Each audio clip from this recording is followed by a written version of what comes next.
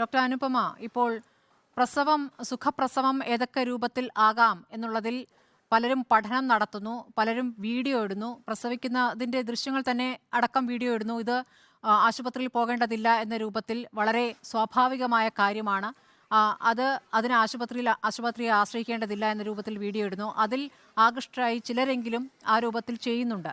അതിൽ ഭാര്യയും ഭർത്താവും ഒരുമിച്ച് തീരുമാനമെടുക്കുന്ന കുറേ സംഭവങ്ങളുണ്ട്. അത് അഭ്യസ്തവിദ്യരായ ആളുകൾ തന്നെ ആ രൂപത്തിൽ വരുന്നുണ്ട്. ഇതിപ്പോൾ അക്യുപങ്ക്ചർ വഴി പ്രസവിക്കാം എന്ന രൂപത്തിലാണ് ഇയാൾ പറഞ്ഞതെന്നാണ് പറയുന്നത്. ഇയാളുടെ ആദ്യ ഭാര്യയിലെ മൂത്ത മകളും കൂടി ചേർന്നാണ് ഈ പ്രസവം എടുത്തതെന്ന് പറയുന്നു.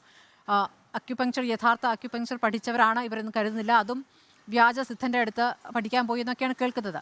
എന്താണ് ഈ അക്യുപങ്ക്ചർ ചികിത്സ വഴി യഥാർത്ഥത്തിൽ ഒരു പ്രസവം എടുക്കലുണ്ടോ?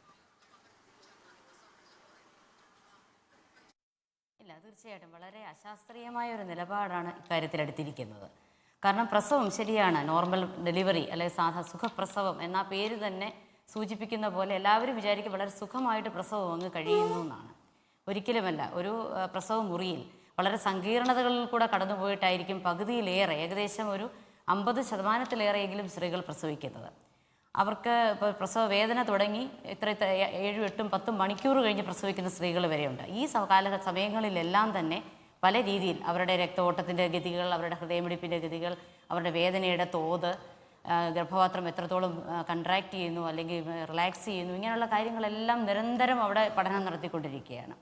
അങ്ങനെയാണ് അവസാനം അതൊരു പ്രസവത്തിൽ എത്തിച്ചേരുന്നത്. പ്രസവ സമയത്തും ഓരോ സ്ത്രീക്കും ഓരോ രീതിയിലായിരിക്കും.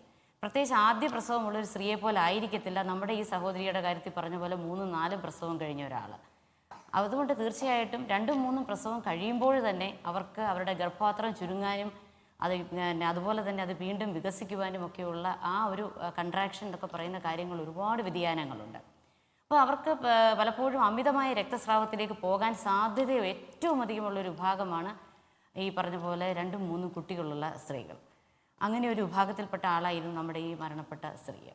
അതേപോലെ തന്നെയാണ് സിസേറിയൻ ശസ്ത്രക്രിയ എന്ന് പറയുന്നത്. സിസേറിയൻ ശസ്ത്രക്രിയ എന്ന് പറയുന്നത് വളരെ പെട്ടെന്ന് നമ്മൾ പറയുന്നുവെങ്കിൽ പോലും അതൊരു 1 മണിക്കൂർ നീണ്ടു നിൽക്കുന്ന സങ്കീർണമായ ഒരു ശസ്ത്രക്രിയ തന്നെയാണ്. അതും ഒരു വിദഗ്ധനായ ഒരു ഡോക്ടർ ചെയ്യേണ്ട ശസ്ത്രക്രിയ തന്നെയാണത്.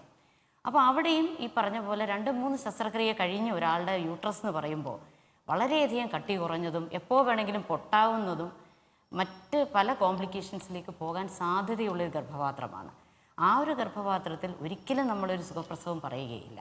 2 സിസേറിയൻ കഴിഞ്ഞ ഒരു സ്ത്രീക്ക് ഒരിക്കലും ഒരു സുഖപ്രസവത്തിന് വെക്കാം എന്ന് പറയുകയില്ല.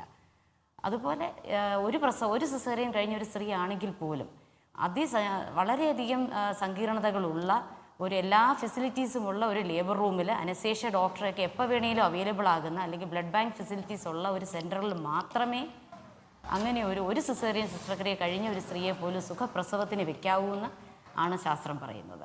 അപ്പോൾ അങ്ങനെയുള്ള ഇത്രയും സങ്കീർണതകളുള്ള ഒരു കാര്യങ്ങളുള്ള ഒരു സമയത്താണ് വളരെ നിസ്സാരമായിട്ടാണ് ഈ ഒരു സ്ത്രീയെ വീട്ടിനുള്ളിൽ പ്രസവത്തിലേക്ക് വിട്ടതും ഈ പറഞ്ഞ കോംപ്ലിക്കേഷൻസ് എല്ലാം വരുത്തി വെക്കുകയും ചെയ്യുന്നത്.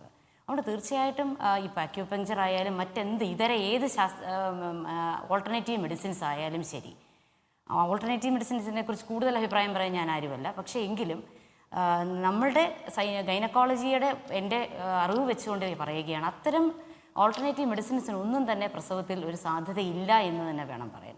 കാരണം ഇപ്പോൾ ഫോർ എക്സാമ്പിൾ അക്യുപങ്ക്ചർ ആണെങ്കിൽ തന്നെ അവിടെ പെയിൻ കുറയ്ക്കാൻ മാത്രമാണ് ആ ഒരു മാർഗ്ഗം ഉപയോഗിക്കുന്നത്. ഒരു സ്ത്രീയെ സംബന്ധിച്ചോളം ആ പ്രസവവേദന കുറച്ചു എന്ന് പറഞ്ഞുകൊണ്ട് കാര്യമൊന്നുമില്ല.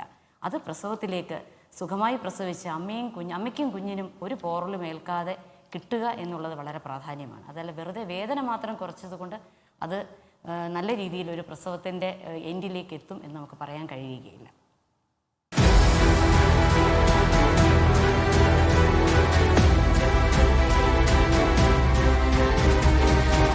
ഡിബേറ്റ് വിത്ത് സ്മൃതി പരുത്തിക്കാട്.